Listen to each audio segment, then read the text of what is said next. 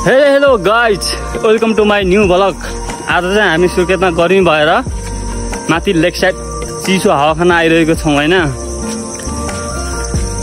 हावै चल्दैन यार, हावा पठाइदेऊ कसैले। मिल्छ भने सापट यसो हावा पठाइदियो। त्यही हो, सुर्खेतमा हल्का हल्का पानी चाहिँ परेको छ, तर यो विद्युत प्राधिकरण चाहिँ अलिक भएन है।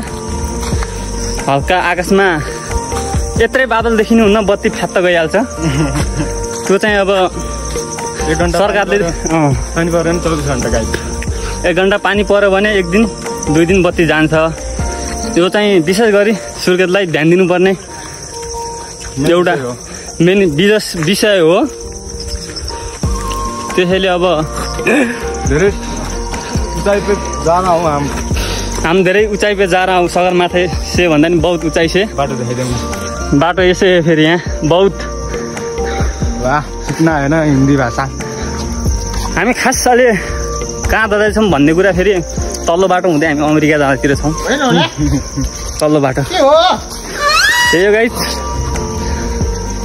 अगाडि अगाडि अगाडि के हुन्छ भ्लगमा तपाईँहरूलाई म देखाउने छु। लेट्स सी कस्तो छ फेरि। यति अनि म घोस्रो हान्छु।